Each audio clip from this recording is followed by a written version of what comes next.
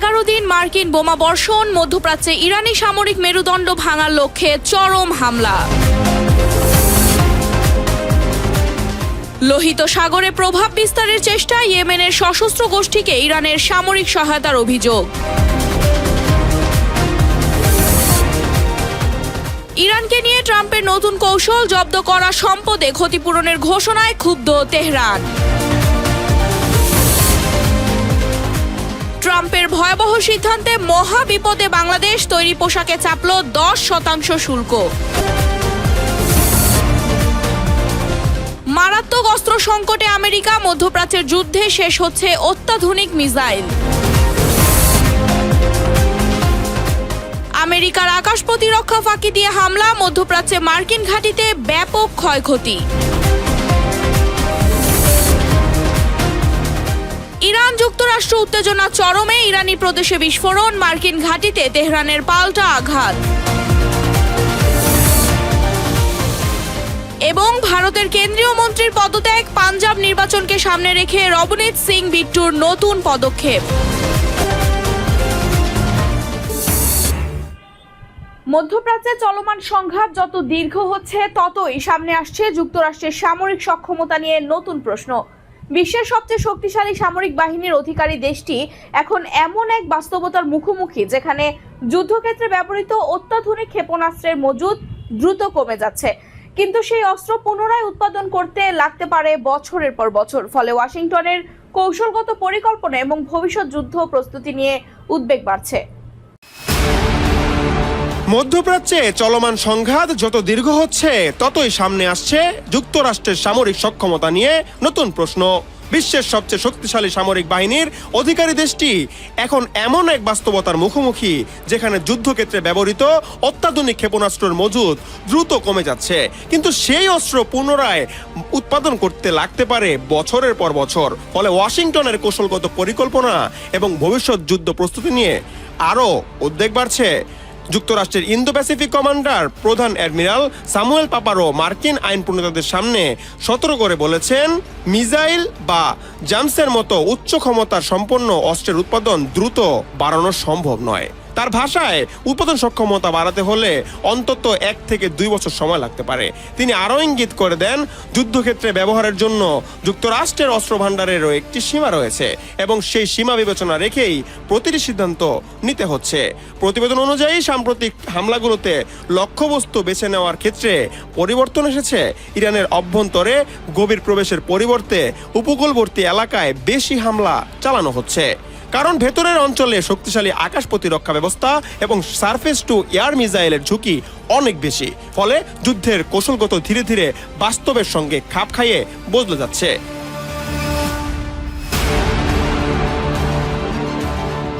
এদিকে মার্কিন কর্মকর্তারা জানিয়েছেন, দীর্ঘ পাল্লায় টিএমএস ক্ষেপণাস্ত্রের মজুদও সীমিত হয়ে আসছে। এই ক্ষেপণাস্ত্র হিমাস রকেট সিস্টেম থেকে নিক্ষেপ করা হয় এবং নির্ভুল আঘাত হানার জন্য পরিচিত। অতীতে ইউক্রেনের টিএসসি এএমএস সরবরাহ বিলম্বিত করার অন্যতম কারণ ছিল যুক্তরাষ্ট্রের নিজস্ব মজুদ নিয়ে উদ্বেগ। যদিও তুলনামূলকভাবে স্বল্প পাল্লায় জিএসএমআরএস রকেটের সরবরাহ এখনও কিছুটা স্বস্তিদায়ক অবস্থায় রয়েছে। সবচেয়ে বড় উদ্বেগ তৈরি হয়েছে আকাশ প্রতিরক্ষা ব্যবস্থা ইন্টারসেপ্টর ক্ষেপণাস্ত্র নিয়ে। প্যাট্রিয়েট বা থার্ড প্রতিরক্ষা ব্যবস্থার বিপুল সংখ্যক ইন্টারসেপ্টরের ইতিমধ্যে ব্যবহৃত রয়েছে, অথচ শিল্প প্রতিষ্ঠানগুলো এত দ্রুত নতুন করে উৎপাদন করতে পারছে না। ফলে ব্যবহারের গতি এবং উৎপাদনের গতির মধ্যে তৈরি হয়েছে বড় ধরনের ব্যবধান, সামরিক পরিকল্পনার নতুন চাপ সৃষ্টি করছে। পরিস্থিতি সামাল দিতে পেন্টাগন ইন্দো প্যাসিফিক অঞ্চলের জন্য সংরক্ষিত কিছু প্রতিরক্ষা ক্ষেপণাস্ত্র মধ্যপ্রাচ্যের অভিযানে স্থানান্তর করেছে বলে জানা গেছে। এতে অন্য সামরিক কমান্ডারগুলোর হাতে থাকা নিরাপত্তা মজুদের আগের তুলনায় কমে যাচ্ছে।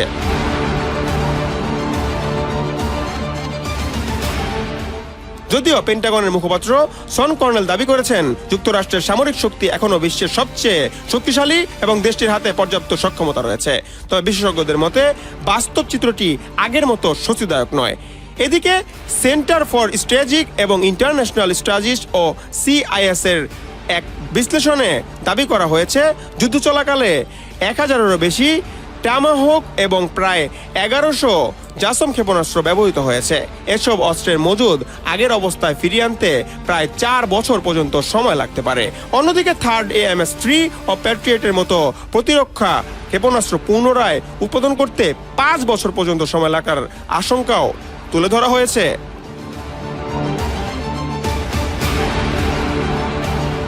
হাসিবুল হোসেন অর্ণব, নজর টেলিভিশন, ইন্টারন্যাশনাল ডেস্ক।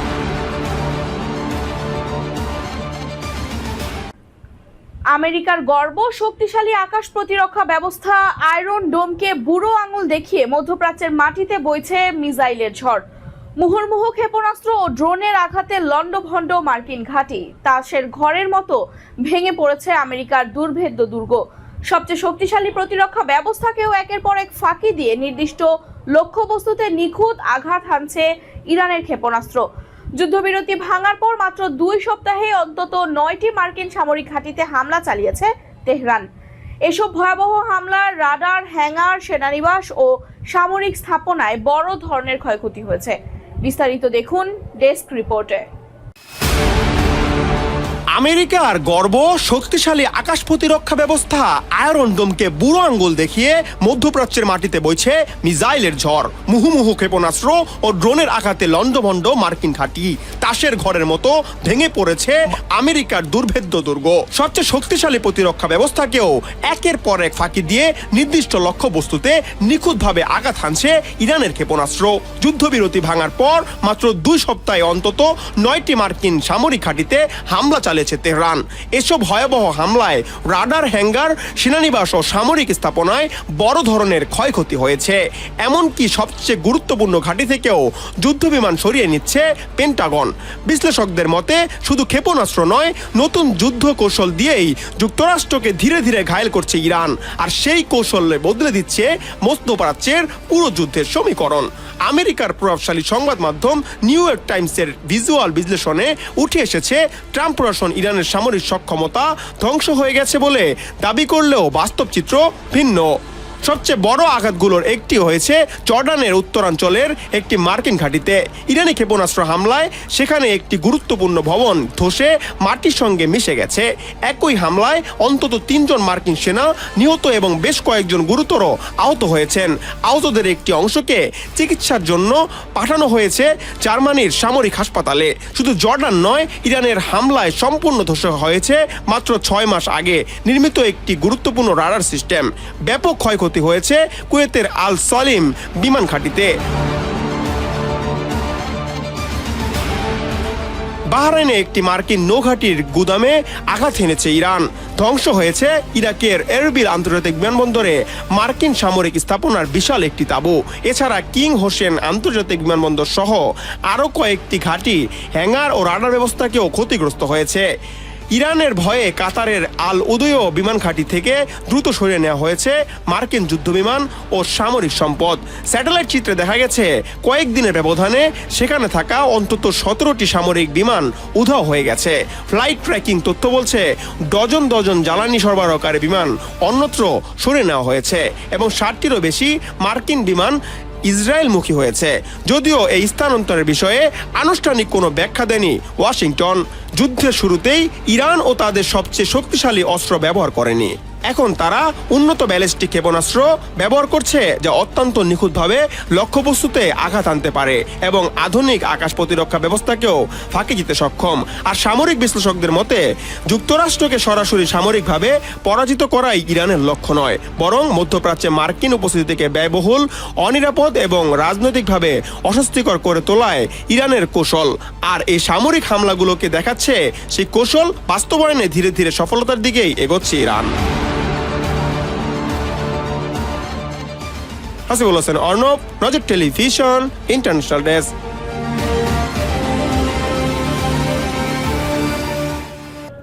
যুক্তরাষ্ট্রে টানা 13 দিনের বিমান হামলার জবাবে মধ্যপ্রাচ্যে মার্কিন ঘাঁটিগুলোতে এবার নতুন করে ড্রোন ও ক্ষেপণাস্ত্র হামলা চালানোর দাবি করেছে ইরান। একই সঙ্গে সম্ভাব্য যে কোনো পরিস্থিতি মোকাবেলায় তাদের সামরিক বাহিনী প্রস্তুত রয়েছে বলে জানিয়েছে তেহরান। মার্কিন সেন্ট্রাল কমান্ড বা সেন্টকম জানিয়েছে বৃহস্পতিবার রাতে তারা ইরানি সামরিক লক্ষ্যবস্তুতে নতুন দফায় হামলা চালিয়েছে। যুক্তরাষ্ট্রের টানা 13 দিনের বিমান হামলার জবাবে মধ্যপ্রাচ্যে মার্কিন ঘাঁটিগুলোতে এবার নতুন করে ড্রোন ও ক্ষেপণাস্ত্র হামলা চালানোর দাবি করে ইসলামী বিপ্লবী গার্ড বা আইআরজিসি। এই সংঘাতের মধ্যেই কৌশলগতভাবে গুরুত্বপূর্ণ হরমুজ প্রণালী দিয়ে যাওয়া 3টি তেলবাহী ট্যাঙ্কার থামিয়ে দেওয়ার দাবি করেছে আইআরজিসি। মাইন বিছানো পথ দিয়ে যাওয়ার সময় একটি ট্যাঙ্কারে বিস্ফোরণে আগুন ধরে যায় এবং বাকি দুটি উল্টো ঘুরে চলে যায়।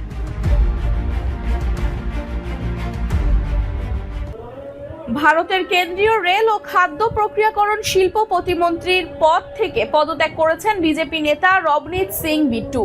শুক্রবার তিনি আনুষ্ঠানিকভাবে পদত্যাগপত্র জমা দেন। পরে প্রধানমন্ত্রী নরেন্দ্র মোদীর সঙ্গে পরামর্শে ভারতের রাষ্ট্রপতি দ্রৌপদী মুর্মু তার পদত্যাগপত্র গ্রহণ করেন। ভারতীয় সংবাদ সংস্থা পিটিআই জানিয়েছে, 2024 সাল থেকে কেন্দ্রীয় মন্ত্রিসভার সদস্য হিসেবে দায়িত্ব পালন করেন বিট্টু।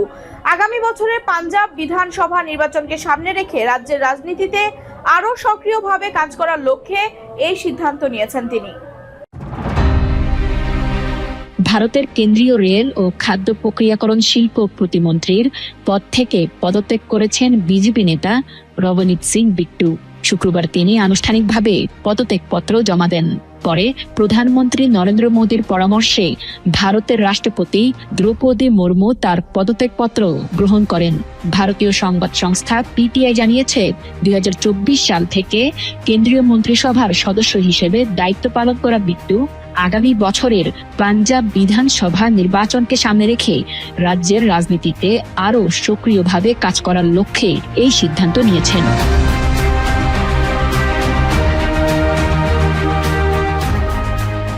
গত জুন মাসে তার রাজ্যসভার সদস্য পদের মেয়াদও শেষ হয়েছে। পদত্যাগের আগে বৃহস্পতিবার পাঞ্জাবের মুখ্যমন্ত্রী ভগবন্ত মানের কাছে একটি চিঠি পাঠান রবনীত সিং বিট্টু। চিঠিতে তিনি রাজ্যের বিভিন্ন বিচারাধীন উন্নয়ন প্রকল্প দ্রুত নিষ্পত্তির জন্য মুখ্যমন্ত্রীর হস্তক্ষেপ কামনা করেন। তিনি উল্লেখ করেন, দীর্ঘসূত্রতার কারণে পাঞ্জাবে বেশ কয়েকটি গুরুত্বপূর্ণ রেল অবকাঠামো প্রকল্প বাস্তবায়ন বিলম্বিত হচ্ছে। এসব প্রকল্প দ্রুত শেষ হলে রেল যোগাযোগ উন্নত হবে, অর্থনৈতিক প্রবৃদ্ধি ত্বরান্বিত হবে, শিল্প খাতের বিকাশ সহজ হবে এবং যাত্রী ও পণ্য পরিবহন ব্যবস্থাও আরও কার্যকর হবে বলে তিনি মত দেন। বিট্টুর ভাষ্যে, পাঞ্জাবের সার্বিক উন্নয়ন ও অবকাঠামো সম্প্রসারণে এসব প্রকল্পের দ্রুত বাস্তবায়ন অত্যন্ত গুরুত্বপূর্ণ। আকাশ থেকে বৃষ্টির মতো ঝরছে আগুন, চারপাশ জুড়ে শুধুই ধ্বংস আর হাহাকার। ভাবছেন সব শেষ, কিন্তু না। মহাপ্রলয়ের এই ধ্বংসস্তূপের নিচেই লুকিয়ে আছে এমন এক শক্তি যা কাঁপিয়ে দিচ্ছে বিশ্ব রাজনীতির চাকা। কেউ কি পেরেছে তাকে থামাতে, নাকি আগুনের ভেতর থেকে জন্ম নিচ্ছে নতুন এক পরমাণু দানব? টানা 11 দিন ধরে চলছে মার্কিন বিমান ও ক্ষেপণাস্ত্রের তাণ্ডব। গত 41-42 দিন ধরে মধ্যপ্রাচ্যের আকাশ চিরে ধেয়ে আসছে একের পর এক বিধ্বংসী বোমা। লক্ষ্য একটাই, ইরানের সামরিক মেরুদণ্ড ভেঙে দেয়া। বিস্তারিত দেখুন ডেস্ক রিপোর্টে। আকাশ থেকে বৃষ্টির মতো ঝরছে আগুন, চারপাশ জুড়ে শুধু ধ্বংস আর হাহাকার। ভাবছেন সব শেষ, কিন্তু না। মহাপ্রলয়ের এই ধ্বংসস্তূপের নিচে লুকিয়ে আছে এমন এক শক্তি যা কাঁপিয়ে দিচ্ছে বিশ্ব রাজনীতির চাকা। কেউ কি পেরেছে তাকে থামাতে, নাকি আগুনের ভেতর থেকেই জন্ম নিচ্ছে নতুন এক পরমাণুর দানব? টানা 11 দিন ধরে চলছে মার্কিন বিমান ও ক্ষেপণাস্ত্রের তাণ্ডব। গত 41-42 দিন ধরে মধ্যপ্রাচ্যের আকাশ চিরে ধেয়ে আসছে একের পর এক বিধ্বংসী বোমা। লক্ষ্য একটাই, ইরানের সামরিক মেরুদণ্ড ভেঙে দেয়া। কিন্তু তেহরানের সুরজ ভিন্ন। তাদের বার্তা, আঘাত যতই তীব্র হোক, ক্ষেপণাস্ত্র আর ড্রোন তৈরির চাকা 1 সেকেন্ডের জন্য থামেনি। কারখানা থেকে ড্রোন আর মিসাইল তৈরি হওয়া মাত্রই তা চলে যাচ্ছে সরাসরি যুদ্ধক্ষেত্রে। মার্কিন বাহিনী আকাশ চষে বেড়ালেও হদিশ পায়নি ইরানের সেই গোপন সুড়ঙ্গের। সিআইএ এর গোয়েন্দা রিপোর্ট বলছে, এত হামলার পরও ইরানের 70% ক্ষেপণাস্ত্র মজুদ, একদম অক্ষত। যুক্তরাষ্ট্র যখন কোটি কোটি ডলার খরচ করে এই ড্রোন ঠেকাতে ব্যস্ত, ইরান তখন স্বল্প খরচে আমেরিকার অর্থনীতিতে চাপ বাড়িয়েই চলেছে। কিন্তু আসল চমক তো অন্য জায়গায়। মার্কিন বাহিনী যখন দক্ষিণ পশ্চিমাঞ্চলের দারখবিন পারমাণবিক বিদ্যুৎ কেন্দ্রে আঘাত হানলো, ঠিক তখন ইরান দেখালো তার আসল রূপ। তারা স্পষ্ট জানিয়ে দিল, তাদের পারমাণবিক স্বপ্ন ধুলোয় মিশিয়ে দেওয়া অসম্ভব। পাহাড়ের শত শত ফুট গভীরে গ্রানাইট পাথরের নিচে সুরক্ষিত বাংকারে সগৌরবে ঘুরছে হাজার হাজার অত্যাধুনিক সেন্টিফিউজ। পশ্চিমা গোয়েন্দাদের কপালে চিন্তার ভাঁজ ফেলে আন্তর্জাতিক অস্ত্র নিয়ন্ত্রণ সংস্থা জানাচ্ছে, এত কিছুর পরও ইরানের হাতে এখন মজুদ আছে 10টিরও বেশি পারমাণবিক তৈরির উপযোগী উচ্চ সমৃদ্ধির ইউরেনিয়াম। পশ্চিমা চাপ বাড়ালে যে কোনো মুহূর্তে ইরান ইউরেনিয়াম সমৃদ্ধকরণকে নিয়ে যেতে পারে বোমা তৈরির চূড়ান্ত 90% দোরগোড়ায়। জাতিসংঘের পরমাণু পর্যবেক্ষণ সংস্থার প্রধান রাফায়েল গ্রোসি বারবার প্রদর্শনের আকুতি জানালেও ইরান তার দরজা খোলেনি। ইরান জানিয়ে দিয়েছে, ইউরেনিয়াম সমৃদ্ধ করতে ইরান কারো অনুমতির তোয়াক্কা করে না। ইরানের এই অনমনীয় পরমাণু সক্ষমতার হুঙ্কার কাঁপিয়ে দিয়েছে রিয়াদকেও। মধ্যপ্রাচ্যের শক্তির ভারসাম্য ধরে রাখতে তড়িঘড়ি করে যুক্তরাষ্ট্র সৌদি আরবের সাথে সই করে 30 বছর মেয়াদী পরমাণু চুক্তি। কারণ সৌদি যুবরাজ মোহাম্মদ বিন সালমান আগেই হুঁশিয়ারি দিয়েছিলেন, তেহরান পরমাণু বোমা বানালে রিয়াদও হাত গুটিয়ে বসে থাকবে না। ইরান মুখে বলছে তারা শান্তিপূর্ণ পারমাণবিক প্রযুক্তি চায়, কিন্তু যুদ্ধের এই অগ্নিকুণ্ডে দাঁড়িয়ে তারা আজ বিশ্বের সামনে এক থ্রেশহোল্ড স্টেট ও পরমাণু অস্ত্রের দ্বার প্রান্তে থাকা মহাশক্তি। মার্কিন বোমারু বিমানগুলো যখন আকাশের চক্কর কাটাচ্ছে মাটির গভীর থেকে, তখন পারমাণবিক মহাপ্রলয়ের জানান দিচ্ছে তেহরান। লোহিত সাগরে কি নতুন সংঘাতের ইঙ্গিত? আন্তর্জাতিক বাণিজ্যের অন্যতম গুরুত্বপূর্ণ এই নৌপথ ঘিরে আবারও বাড়ছে উত্তেজনা। এবার ইয়েমেনের সশস্ত্র গোষ্ঠীর সঙ্গে সেনা সামরিক উপদেষ্টা এবং ক্ষেপণাস্ত্র ও ড্রোন সংক্রান্ত সরঞ্জাম পাঠানোর অভিযোগ উঠেছে ইরানের বিরুদ্ধে। বিশ্লেষকদের আশঙ্কা, এর মাধ্যমে লোহিত সাগরের নিজেদের কৌশলগত প্রভাব আরও শক্তিশালী করতে চাইছে তেহরান। লোহিত সাগরে কি নতুন করে সংঘাতের ইঙ্গিত দিচ্ছে? আন্তর্জাতিক বাণিজ্যের অন্যতম গুরুত্বপূর্ণ এই নৌপথ ঘিরে আবারও বাড়ছে উত্তেজনা। এবার ইয়েমেনের সশস্ত্র গোষ্ঠীর কাছে সেনা সামরিক উপদেষ্টা এবং ক্ষেপণাস্ত্র ও ড্রোন সংক্রান্ত সরঞ্জাম পাঠানোর অভিযোগ উঠেছে ইরানের বিরুদ্ধে। বিশ্লেষকদের আশঙ্কা, এর মাধ্যমে লোহিত সাগরে নিজেদের কৌশলগত প্রভাব আরও শক্তিশালী করতে চাইছে তেহরান। রয়টার্সের অনুসন্ধানী প্রতিবেদনে বলা হয়েছে, গত 13 জুলাই একটি বিশেষ ফ্লাইটে ইরান থেকে ইয়েমেনের আইআরজিসি সদস্য ও সামরিক সরঞ্জাম পাঠানো হয়। দুটি ইরানি সূত্রের দাবি, ওই ফ্লাইটে 10 থেকে 21 জন আইআরজিসি সদস্য ছিলেন, যাদের মধ্যে কয়েকজন জ্যেষ্ঠ কমান্ডারও ছিলেন। বিমানটি প্রথমে রাজধানীর ধানায় অবতরণের কথা থাকলেও হামলার কারণে শেষ পর্যন্ত হোহেইদা বন্দরে নামে। ইয়েমেনের সশস্ত্র গোষ্ঠীকে নতুন ক্ষেপণাস্ত্র ব্যবস্থা পরিচালনা ও যুদ্ধ প্রশিক্ষণ দিতেই এসব কমান্ডারকে পাঠানো হয়।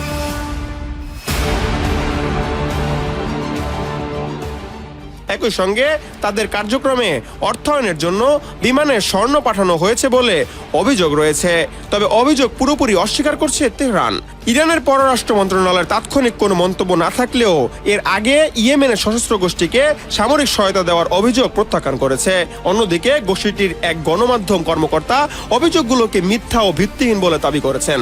তার দাবি, এই ফ্লাইটের সব যাত্রী ছিলেন বেসামরিক নাগরিক। এদিকে রয়টার্সের প্রতিবেদনে আরও বলা হয়েছে, ফ্লাইটটি ইয়েমেনে পৌঁছানোর 3 দিন পরে লোহিত সাগরে গুরুত্বপূর্ণ পরিবহন পথ অবরুদ্ধ করার প্রস্তুতি নিতে ইয়েমেনের সশস্ত্র গোষ্ঠীকে নির্দেশ দেয় ইরান। তবে শর্ত ছিল, যুক্তরাষ্ট্র যদি ইরানের জ্বালানি অবকাঠামোতে হামলা চালায় তাহলে তারা যেন ওই নৌপথে চাপ সৃষ্টি করে। এর কিছুদিন পরই সৌদি আরবের বিরুদ্ধে নৌ অবরোধের ঘোষণা দেয় গোষ্ঠীটি। তাদের দাবি, সানার বিমানবন্দরে হামলার জবাব হিসেবেই এই পদক্ষেপ নেওয়া হয়েছে। পরে সৌদি আরবের দুটি তেলবাহী জাহাজে হামলার দাবিও করেন তারা। ইয়েমেনের সৌদি সমর্থিত সরকার তথ্যমন্ত্রী মুয়াম্মার আল ইরিয়ানি দাবি করেছেন, গোয়েন্দা তথ্য অনুযায়ী আইআরজিসি সদস্য ও সামরিক সরঞ্জাম ইয়েমেনে পৌঁছেছে। একই দাবি করেছে নিরাপত্তা বিশ্লেষক মোহায়েম আল সালুম। তার মতে, ওই ফ্লাইটে ক্ষেপণাস্ত্র ও ড্রোনের বিভিন্ন যন্ত্রাংশ ছিল, যা লোহিত সাগরের নিরাপত্তা পরিস্থিতিকে আরও জটিল করে তুলতে পারে। তবে ইরান বলছে, ওই ফ্লাইটের উদ্দেশ্য ছিল কেবল ইয়েমেনি প্রতিনিধি দল ও চিকিৎসা শেষে ফেরা নাগরিকদের দেশে ফিরিয়ে আনা। কিন্তু রয়টার্সের একাধিক সূত্র দাবি, একই বিমানে আইআরজিসির কমান্ডার, সামরিক উপদেষ্টা এবং সামরিক সরঞ্জামও পাঠানো হয়। এমন দাবির মধ্যেই লোহিত সাগরের নিরাপত্তা পরিস্থিতি নিয়ে নতুন উদ্যোগ তৈরি হয়েছে। বিশ্লেষকদের মতে, অভিযোগগুলো সত্য হলেও শুধু ইয়েমেন নয়, আন্তর্জাতিক বাণিজ্যের অন্যতম গুরুত্বপূর্ণ এই নৌপথগুলোকে উত্তেজনা বাড়াতে পারে। হাসিবুল হোসেন অর্ণব, নজর টেলিভিশন, ইন্টারন্যাশনাল ডেস্ক।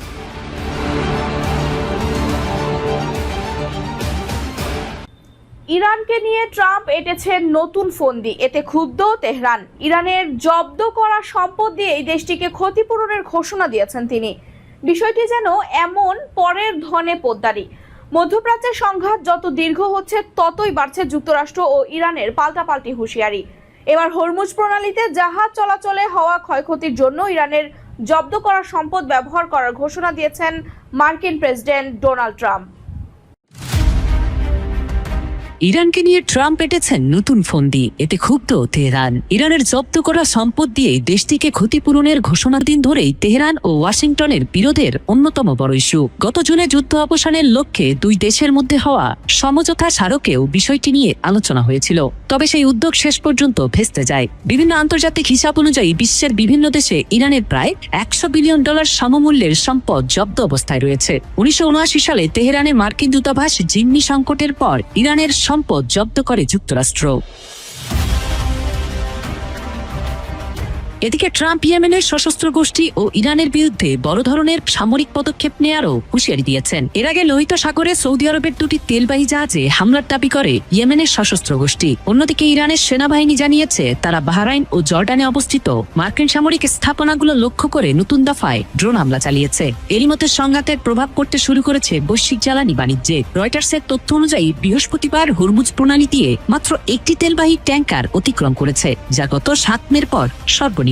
বিশ্লেষকদের মতে হরমুজ প্রণালীকে ঘিরে উত্তেজনা আরো বাড়লে বৈশ্বিক জ্বালানি সরবরাহ ও তেলের বাজার এবং আন্তর্জাতিক বাণিজ্যে বড় ধরনের প্রভাব পড়তে পারে।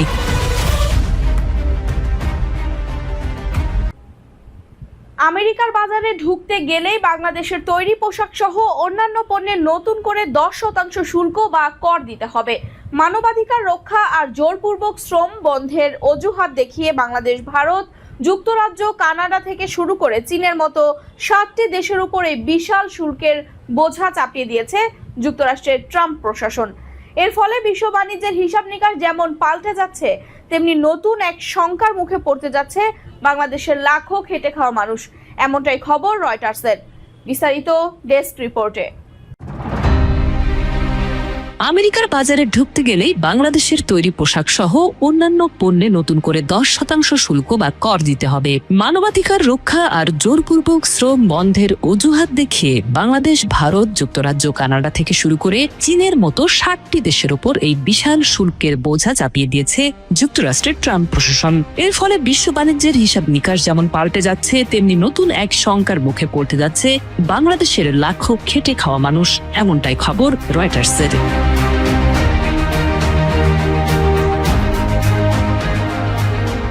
17টি দেশের পণ্যের উপর 10% শুল্ক বসানো হয়েছে। অন্যদিকে চীন সহ বাকি 43টি দেশের ওপর বসানো হয়েছে 12.5% শুল্ক। আমেরিকার মোট আমদানির প্রায় 99.4%ই এই শুল্কের আওতায় পড়বে। তবে স্বস্তির বিষয় হলো তেল, গ্যাস, সার ও নির্দিষ্ট কিছু খাদ্যপণ্য এই তালিকার বাইরে থাকছে। বৃহস্পতিবার মধ্যরাতে ট্রাম্প প্রশাসনের জারি করা অস্থায়ী 10% বৈশ্বিক শুল্কের মেয়াদ শেষ হওয়ার ঠিক পরপরই 1974 সালের ট্রেড অ্যাক্টের সেকশন 301 অধীনে নতুন এই শুল্ক কার্যকর করা হয়েছে। 28 জুলাই রাত 12:01 পর্যন্ত যেসব পণ্য পরিবহনে থাকবে সেগুলো কেবল এই কর থেকে আপাতত ছাড় পাবে।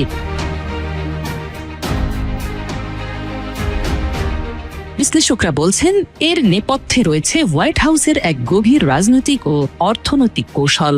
গত ফেব্রুয়ারিতে যুক্তরাষ্ট্রের সুপ্রিম কোর্ট ট্রাম্পের আগের একটি শুল্ক নীতি বাতিল করে দিয়েছিল। সেই আইনি বাধা এড়াতেই এবার মানবাধিকার লঙ্ঘন এবং বাধ্যতামূলক শ্রম বা ফোর্সড লেবারকে হাতিয়ার হিসেবে ব্যবহার করেছে যুক্তরাষ্ট্র। দেশটির বাণিজ্য প্রতিনিধি জেসিমন গ্রিয়ার স্পষ্ট জানিয়েছেন, জোরপূর্বক শ্রমের মাধ্যমে উৎপাদিত পণ্যের আমদানি বন্ধে আমেরিকা বদ্ধপরিকর। আর এখন অন্যান্য দেশেরও সেই একই পথে হাঁটার সময় এসেছে। এছাড়া এই শুল্ক যুদ্ধে সবচেয়ে বড় টার্গেট চীন, সেটিও স্পষ্ট। উইঘুর মুসলিম সংখ্যালঘুদের শ্রম শিবিরে আটকে রেখে কাজ করানোর যে দীর্ঘদিনের অভিযোগ যুক্তরাষ্ট্রে রয়েছে, বেইজিং তা বরাবরের মতোই অস্বীকার করে আসছে। তবে ট্রাম্প প্রশাসন পরিষ্কার করে দিয়েছে, চীনের সাথে চলমান বাণিজ্য স্নায়ুযুদ্ধ সহসায় থামছে না। আন্তর্জাতিক বাজারে বাংলাদেশি পণ্যের দাম 10% বেড়ে গেলে রপ্তানি কমার মারাত্মক ঝুঁকি তৈরি হবে। আর কারখানায় অর্ডার কমলে কাজ হারাবেন আমাদের দেশের হাজারো সাধারণ পোশাক শ্রমিক। পরাশক্তিদের বাণিজ্য যুদ্ধ ও নিজেদের অর্থনীতি টিকিয়ে রাখার এই চালে সবচেয়ে বেশি ক্ষতির শিকার হবে উন্নয়নশীল দেশের খেটে খাওয়া মানুষ।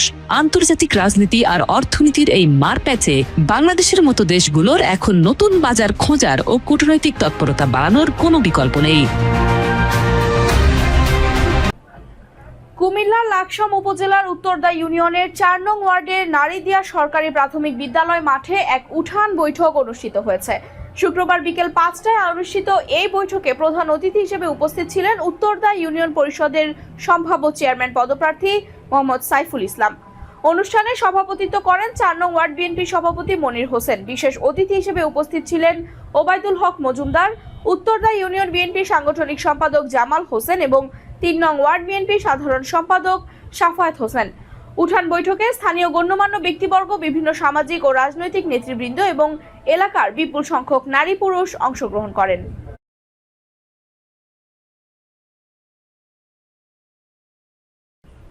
কুষ্টিয়া সীমান্তে বর্ডার গার্ড বাংলাদেশ বিজিবি পৃথক পৃথক অভিযান পরিচালনা করে ১১,২২,২০০ টাকা মূল্যের ভারতীয় মাদকদ্রব্য উদ্ধার করেছে। কুষ্টিয়া ব্যাটালিয়ন ৪৭ বিজিবির অধিনায়ক লেফটেন্যান্ট কর্নেল রাশেদ কামাল রনি এই তথ্য নিশ্চিত করে বলেন, সুনির্দিষ্ট ও নির্ভরযোগ্য গোয়েন্দা তথ্যের ভিত্তিতে ২৫ জুলাই ৪০পাড়া ও রামকৃষ্ণপুর সীমান্ত থেকে মালিকবিহীন অবস্থায় পৃথক দুটি অভিযানে সর্বমোট ৪৮ বোতল স্কাফ সিরাপ, ৪ কেজি গাঁজা, ১,৬১০ পিস ডেক্সামেথাসোন ট্যাবলেট এবং ২,০২০ পিস সিপ্রোহেপটাডিন ট্যাবলেট উদ্ধার করা হয়েছে। উদ্ধারকৃত সকল মাদকদ্রব্য যথাযথভাবে জব্দ করা হয়েছে এবং প্রয়োজনীয় আইনানুগ কার্যক্রম গ্রহণের লক্ষ্যে কুষ্টিয়া জেলার দৌলতপুর থানা পুলিশের নিকট হস্তান্তর করা হয়েছে।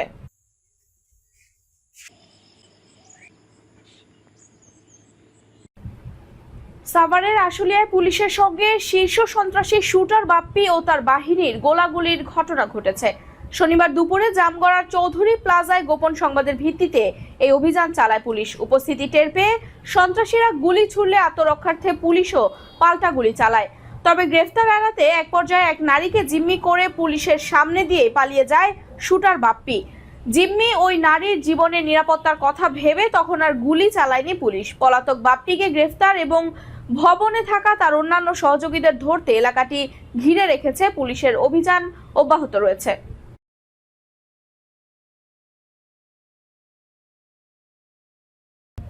চট্টগ্রামের পটিয়ায় জেলা গোয়েন্দা পুলিশের বিশেষ অভিযানে উদ্ধার করা হয়েছে 4টি আগ্নেয়াস্ত্র ও বিপুল পরিমাণ দেশীয় ধারালো অস্ত্র। কেলি শহরের দুর্গম পাহাড়ি এলাকায় গোপন সংবাদের ভিত্তিতে অভিযান চালিয়ে গ্রেফতার করা হয় 2 অস্ত্রধারী দেলোয়ার হোসেন ও মহসিনকে। পরবর্তীতে তাদের দেয়া তথ্যের ভিত্তিতে তল্লাশি চালিয়ে 2টি একনলা বন্দুক, 2টি এলজি, 6টি কিরিচ এবং 5টি রামদা উদ্ধার করে পুলিশ। এক প্রেস ব্রিফিংয়ে চট্টগ্রাম জেলা পুলিশ সুপার মোহাম্মদ মাসুদ আলম জানান, অপরাধ ও অবৈধ অস্ত্রের বিরুদ্ধে পুলিশের জিরো টলারেন্স নীতি অব্যাহত থাকবে এবং সংশ্লিষ্ট সন্ত্রাসী চক্রকে আইনের আওতায় আনতে তদন্ত চলছে। কাজ করে যাচ্ছে, তারই ধারাবাহিকতায় আপনারা দেখেছেন যে পটিয়া উপজেলার যে কেলিশহর ইউনিয়ন আছে, ইউনিয়নের একেবারে প্রত্যন্ত এলাকায়, যেটা আপনার দুর্গম পাহাড়ি এলাকা, সেই এলাকায় আমাদের ডিবি পুলিশ, বিশেষ করে অতিরিক্ত পুলিশ সুপার ডিবি ইব্রাহিমের নেতৃত্বে একটা দুর্ধর্ষ অভিযান পরিচালনা করা হয়। এখানে করেছে ডিবির টিম এবং সাথে পটিয়া থানার টিম। এই 2টা টিম কেলিশহর এই চট্টগ্রামের দুর্গম এলাকার সুযোগ নিয়ে অনেক ছোট ছোট অনেক বাহিনী বা অনেক সন্ত্রাসী গোষ্ঠী গড়ে উঠেছিল। তারা তাদের হয়তোবা খুব আমাদের সূচনা মাত্র, এগুলো আমরা ভবিষ্যতে আপনারা দেখবেন। বাহিনী আছে বিভিন্ন দপ্তরের, আমাদের আইন শৃঙ্খলা বাহিনী যারা আছে কাজ করে, তাদের সাথে সবার সাথে আমরা সমন্বয় করে আমরা যারা এই ধরনের কার্যক্রমের সাথে জড়িত তাদেরকে আস্তে আস্তে আমরা আইনের আওতায় নিয়ে আসব। মানিকগঞ্জ 2 আসনের সংসদ সদস্য মইনুল ইসলাম খান সদর উপজেলার হাটিপাড়া ইউনিয়নের বরুন্ডিহাট বনপরিল বাজার সড়কের 4100 মিটার পুনর্বাসন কাজের উদ্বোধন করেছেন। দুপুরে আয়োজিত অনুষ্ঠানে তিনি আনুষ্ঠানিকভাবে সড়কটি পুনর্বাসন কাজের উদ্বোধন করেন। এ সময় স্থানীয় সরকার প্রকৌশল অধিদপ্তরের নির্বাহী প্রকৌশলী মোহাম্মদ জামাল উদ্দিন, সদর উপজেলা নির্বাহী কর্মকর্তা মৌসুমী নাসরিন, জেলা যুবদলের আহ্বায়ক কাজী দীপু এবং বিএনপির স্থানীয় নেতারা উপস্থিত ছিলেন। উদ্বোধন শেষে সংসদ সদস্য মইনুল ইসলাম খান সফর সঙ্গীদের নিয়ে কলিগঙ্গা নদীর ওপর নির্মাণাধীন সেতুর কাজ পরিদর্শন করেন।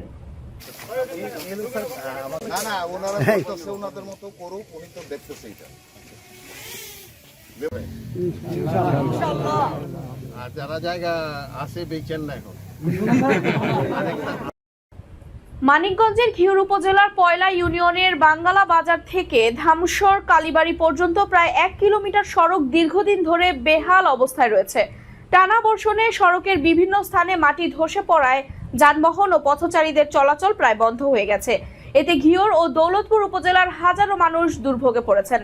স্থানীয়দের অভিযোগ, 2023-24 অর্থ বছরে স্থানীয় সরকার প্রকৌশল অধিদপ্তরের আওতায় সড়কটির উন্নয়ন কাজ শুরু হলেও বারবার ঠিকাদার পরিবর্তনের কারণে তা শেষ হয়নি।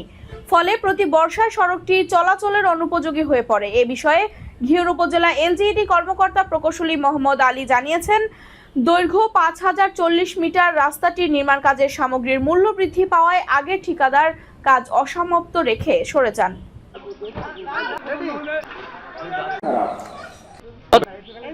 গতকালকে পর্যন্ত মানুষ হাইটেই নিয়ে যাইতে পারতো না। বাংলাতে ধামসু পর্যন্ত এই রাস্তাটা আগে তো দেখিনি যে এরকম অবস্থা, রাস্তায় তো আসা যায় না। ওদিকে তো একবারে সমস্যা করে গেছিলাম, এখানে ঢুকে পড়ছি, আমি কি করবো। রাজধানীর আশুলিয়ায় চাঁদা দাবি এবং অপহরণকে কেন্দ্র করে পুলিশের সাথে সন্ত্রাসীদের ব্যাপক গোলাগুলির ঘটনা ঘটেছে। রাজধানীর আশুলিয়ায় চাঁদা দাবি এবং অপহরণকে কেন্দ্র করে পুলিশের সাথে সন্ত্রাসীদের ব্যাপক গোলাগুলির ঘটনা ঘটেছে।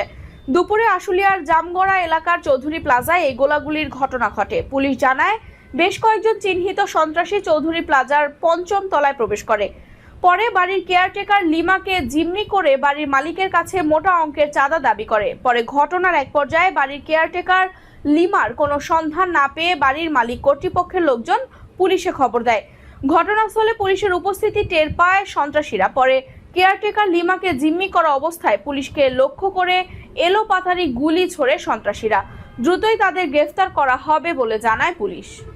যখন করে এবং সে এই অফিসে টাকা রয়েছে সেই মর্মে ভিকটিম লিমাকে হেফাজতে নিয়ে বিভিন্ন লকারে টাকা খোঁজার চেষ্টা করে, বা টাকা যখন না পায় বাই দিস টাইম যখন লিমার সাথে এই বিল্ডিংয়ের মালিক পক্ষ যখন কমিউনিকেশন করে কোনো তথ্য পায় না, তখন তারা সন্দেহজনকভাবে মনে করে যে সে হয়তো কোনো প্রবলেমে আছে।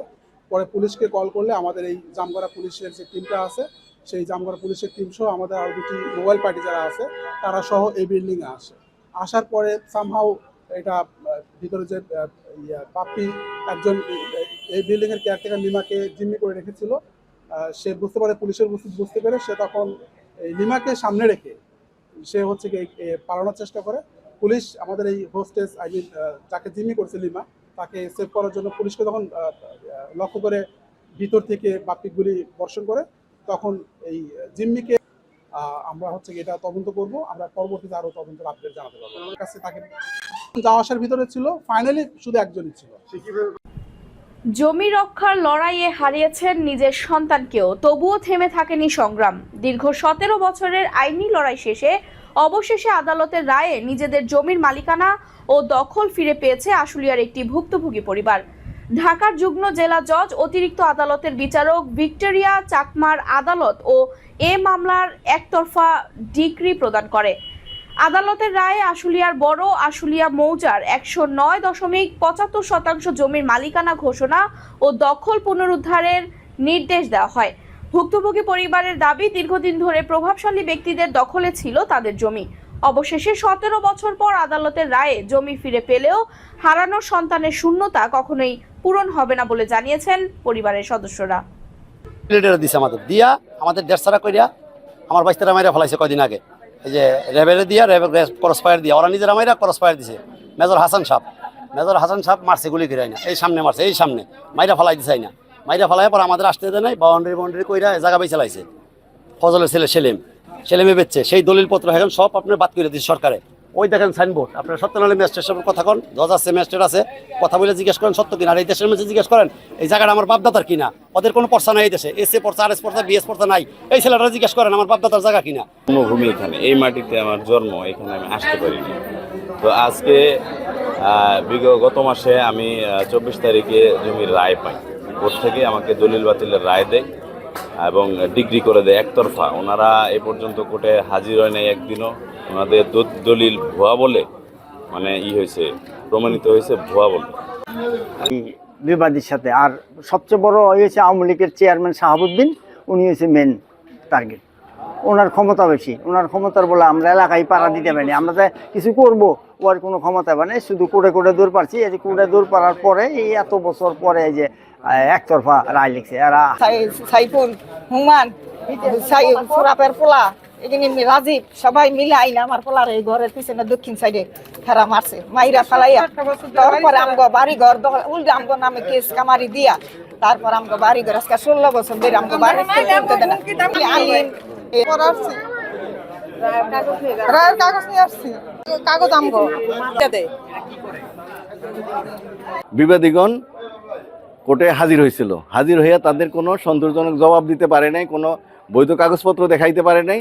তারপর ওরা আস্তে করে চুপ হয়ে গেছে। আর বাদীগণের এই দাবি সঠিক মর্মে বুঝতে পাইরা বাদীগণের পক্ষে একতরফা রায় ডিগ্রি দিচ্ছে। এই রায় অনুযায়ী এই জায়গার মালিক এই বাদীগণ এবং এই যে বিবাদীরা যে একটা ভুয়া দলিল করছিল ওই দলিলটা বাতিলের আদেশ দিছে। আর এই দখলটা বাদীগণ বিজ্ঞ আদালতের কাছে চাইছে, আদালত সেই আবেদন অনুযায়ী দখলের আদেশ প্রদান করছে। সেই আদেশ অনুযায়ী বাদীগণ আজকে সম্পত্তির দখল বুঝে নিলেন।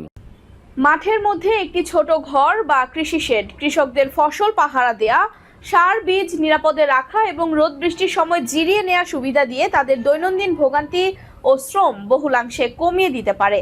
কাজের ফাঁকে রোদ ও বৃষ্টি থেকে বাঁচার জন্য কৃষক ও শ্রমিকদের আশ্রয়স্থল হিসেবে কাজ করে একটি শেড, এমনটাই দাবি স্থানীয় কৃষকদের। কুষ্টিয়ার কুমারখালী যদুবয়রা ইউনিয়নের দক্ষিণ ভবানীপুর থেকে বিস্তারিত জানাচ্ছেন এলিজ সোহান। আমি এই মুহূর্তে দাঁড়িয়ে আছি কুষ্টিয়ার কুমারখালী উপজেলার যদুবয়রা ইউনিয়নের 1 নম্বর ওয়ার্ড অর্থাৎ দক্ষিণ ভবানীপুর মাঠের মধ্যে। আমার পিছনে যে ঘরটি, ভাঙা ঘরটি দেখতে পাচ্ছেন, আসলে এই ঘরটি তৈরি করা হয়েছিল এই অঞ্চলের কৃষকদের জন্য। যখন বর্ষা মৌসুম, বৃষ্টি বাদল, ঝড় হবে তখন কৃষকরা এই ছাউনির নিচে এসে দাঁড়াবে। তো সেই ঘরটা আসলে ভেঙে গিয়েছে। তো সেই দৃশ্যটা আমি দেখানোর চেষ্টা করব যে আসলে এখানে কয়েক কিলোমিটারের মধ্যে কোনো বাড়িঘর নেই, একেবারে মাঠ, শুধু মাঠ। তো এই অঞ্চলের যে সকল কৃষক এই মাঠে কাজ করে তারা ঝড় বৃষ্টি এবং যখন হচ্ছে প্রখর রোদ হয় সেই রোদের মধ্যে আসলে রেস্ট নেওয়ার জন্য এই ছাউনির নিচে আসতো। তো আমরা জানি যে যদুবয়রা ইউনিয়ন পরিষদের পক্ষ থেকে এই ছাউনিটি করা হয়েছিল। তো গত কয়েক বছর আগে ঝড়ে এই ছাউনিটি উড়ে যায় এবং এই টিন বা এখানকার যে সকল সরঞ্জামাদি ছিল আসলে সেইগুলো খুঁজে পাওয়া যায় না। তো এই মুহূর্তে আমার সামনে কয়েকজন স্থানীয় কৃষক উপস্থিত আছে, তাদের কাছে আসলে জানার চেষ্টা করব যে এই ঘরটা কি কারণে এখানে নির্মাণ করা হয়েছিল, এখন এই ঘরের যে সকল চাল, লোহার অ্যাঙ্গেল ছিল সেইগুলো আসলে কোথায় আছে। তো আমি আপনার কাছে একটু জানার চেষ্টা করব যে এই ঘরটা আসলে কে নির্মাণ করেছিল। আর আমরা দেখতে পাচ্ছি যে এই ঘরের চাল নেই, কি কারণে এই ঘরটা নির্মাণ করা হয়েছিল আর চাল নেই কেন? সাবেক যদুবয়রা ইউনিয়নের সাবেক চেয়ারম্যান মরহুম মারা গেছেন শরীফুল ইসলাম, উনি আমাদের অনুরোধে, এলাকাবাসীর অনুরোধে এই ঘরটা করে দিয়েছিল জনগণের এবং কৃষকের সুবিধার্থে। নামাজ পড়া এবং খাই দায়, যে বৃষ্টির মুহূর্তে ঝড় বৃষ্টির সময় ডাক মারে, অনেক সময় ঘরের সামনে নিচে আসতাম আমরা। কিন্তু এই ঘরটা অলৌকিকভাবে ঝড় 2 বার করে দিয়েছেন উনি, কিন্তু এই ঝড়ে ভেঙে যায়। তারপরে আর উনি ছিলেন না। পরবর্তীতে সাবেক রূপ সাহেব এমপি হওয়ার পরে আমরা তাদের লোকজনের কাছে বলছিলাম, করে দেওয়ার আশ্বাসও দিয়েছিলেন। কিন্তু গত 24 সালের 5ই আগস্টের 5 তারিখের পরে অবশ্য এমপি নেই। আমরা এই এলাকার কৃষক অনেক কষ্টের মধ্যে, এখন খাওয়ার সময় বৃষ্টি আসতেছে, যাওয়ার জায়গা নাই। এই কারণে আমরা বেশ কয়েকজন লোকের সাথে কথা বলছি, বলছিলাম এখানে নজরুল নামে একটা ছেলে, উনি বিএনপি করে, ওনাকেও বলছিলাম, উনিও একদিন কথা বলছিল। এই যে রোডটা হলো এইমাত্র কিছুদিন আগে, এখনও পিচ ঢালাই হয়নি। কন্ট্রাক্টরকেও আমরা অনুরোধ করছিলাম যে আমরা আপনারা আমার এই ছাদটুকু করে দেন। ওনারা আশ্বাসও দিয়েছিল, কিন্তু পরবর্তীতে আর উনিও করেননি। এইটা যদি হয় তা এলাকাবাসীর পক্ষতে মানে খুবই সুবিধা হয়। নামাজ পড়া হয় এখানে, খাওয়া দাওয়া করা হয়, বৃষ্টির সময় আমরা এখানে রেস্ট নিই। এলাকায় কোনো ঘরবাড়ি নাই, টিউবওয়েল আছে, রাস্তা আছে। এটা এই এলাকার কৃষকের জন্য খুব একটা ভালো কাজ ছিল, কিন্তু যে কোনো কারণে আল্লাহ কিভাবে ঝড় বৃষ্টির কারণে এখান থেকে দুইবার টিন দেওয়ার পরেও থাকে না। তা আমরা এলাকাবাসীর পক্ষ থেকে আপনাদের মাধ্যমে দেশবাসীকে জানাতে চাই এবং সরকারকে জানাতে চাই, যাতে এইটা একটু ছাদ দিলে আমার মনে হয় যে হয়তোবা টিকতে পারে, এলাকার কৃষকের জন্য উপকার হয়। ধন্যবাদ আপনাকে। আমি এই ঘরটা আসলে দেখানোর চেষ্টা করব যে এখানে আসলে প্লারগুলো দাঁড়িয়ে আছে। তো আমরা জানি যে এই ঘরটা আসলে নির্মাণ করা হয়েছিল একেবারে মাঠের মাঝখানে। আসলে এখানে ঝড়ের যে গতিবেগ, সেই গতিবেগটা আসলে এই ঘর সহ্য বা সইতে পারছিল না। এজন্য এই ঘরটা আসলে বাতাসে উড়ে গিয়েছে। আমরা জানি যে এখানে এই ঘরটা যদি আবার পুনরায় নির্মাণ করা হয় তাহলে এখানে কংক্রিটের ছাদ তৈরি করতে হবে। আর ছাদ তৈরি না করলে এই মাঠের মধ্যে থাকবে না, কারণ মাঠের মধ্যে এমনিতে ফাঁকা জায়গায় প্রচণ্ড গতিতে বাতাস বয়ে যায়, আর এই বাতাসের কারণে এই ঘরটা উড়ে গিয়েছে। তো এখানকার স্থানীয় যারা কৃষক তারা আসলে দাবি তুলেছে যে এই ঘরটা কংক্রিটের একটা ছাদ নির্মাণ করা হোক। এখানে টিনের ছাউনি দেওয়া হয়েছিল লোহার অ্যাঙ্গেল দিয়ে, কিন্তু এখানে বাতাসের গতিবেগ বেশি থাকায় সেটা পরবর্তীতে আসলে উড়ে গিয়েছে এবং ভেঙে গিয়েছে। তো এখানকার কৃষকরা দাবি তুলেছে যে এটা কংক্রিটের একটি ছাদ নির্মাণ করা হোক। এটা নির্মাণ করলে এখন যেহেতু বর্ষা মৌসুম, আমরা জানি যে বর্ষা মৌসুমে মাঠের মধ্যে কাজ করা এক প্রকার সে দুরূহ ব্যাপার। সেই বিষয়টা মাথায় রেখেই কৃষকরা বলছে যে এখানে যদি ছাদ দেওয়া হয় তাহলে বর্ষা মৌসুম বা বৃষ্টির মধ্যে এই ছাদের নিচে এসে কৃষকরা দাঁড়াইতে পারবে, দুপুরবেলা নামাজ কালাম পড়তে পারবে এবং আমরা জানি যে এখানে রেস্ট নিতে পারবে। কিন্তু এখন এই ছাউনি না থাকার কারণে তাদের রেস্ট নেওয়ার জন্য আসলে বাড়ি যেতে হয়। আমরা জানি যে এখানে কয়েক কিলোমিটারের মধ্যে আশেপাশে কোনো জনবসতি নেই। দূর থেকে অর্থাৎ 2-3 কিলোমিটার দূর থেকে কৃষকরা এখানে আসেন। তাদের দুপুরবেলা ভাত খাওয়ার মতো জায়গা নেই, যেহেতু মাঠের মধ্যে একেবারে ফাঁকা, কোনো গাছপালা নেই, এই একটাই ছাউনি ছিল। তো এই অঞ্চলের স্থানীয় কৃষকরা দাবি তুলেছেন উপজেলা নির্বাহী মহোদয়ের বরাবরে। তো আসলে আমিও কুমারখালী উপজেলা নির্বাহী কর্মকর্তার দৃষ্টি আকর্ষণ করছি। আসলে এই কৃষকদের কথা মাথায় রেখে এই ছাউনিটা নতুন করে অর্থাৎ কংক্রিটের ছাদ তৈরি করা হোক। আর ছাদ তৈরি করলে এই অঞ্চলের কৃষকরা ঝড় বৃষ্টি, বর্ষা বাদল এবং প্রখর রৌদ্রের মধ্যে এই মাঠে কাজ করতে পারবে। তো আসলে এই ছিল আমার কাছে কুষ্টিয়ার কুমারখালী উপজেলার যদুবয়রা ইউনিয়নের দক্ষিণ ভবানীপুর অর্থাৎ 1 নম্বর ওয়ার্ডের মাঠের মধ্যে যে ঘর, সেই ঘরের সর্বশেষ তথ্য। অবশ্যই কুমারখালী উপজেলা নির্বাহী কর্মকর্তা তার দৃষ্টি আকর্ষণ করছে, তিনি অবশ্যই এই বিষয়টা কর্ণপাত করবেন এবং যথাযথ ব্যবস্থা গ্রহণ করবেন। তো এই ছিল আমার কাছে সর্বশেষ তথ্য। সংবাদ শেষ করব, তবে যাওয়ার আগে শিরোনামগুলো জানিয়ে দিব আরো একবার। টানা 11 দিন মার্কিন বোমা বর্ষণ, মধ্যপ্রাচ্যে ইরানি সামরিক মেরুদণ্ড ভাঙার লক্ষ্যে চরম হামলা।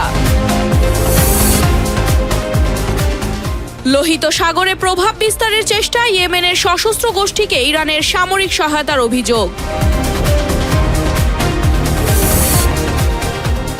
ইরানকে নিয়ে ট্রাম্পের নতুন কৌশল, জব্দ করা সম্পদে ক্ষতিপূরণের ঘোষণায় ক্ষুব্ধ তেহরান।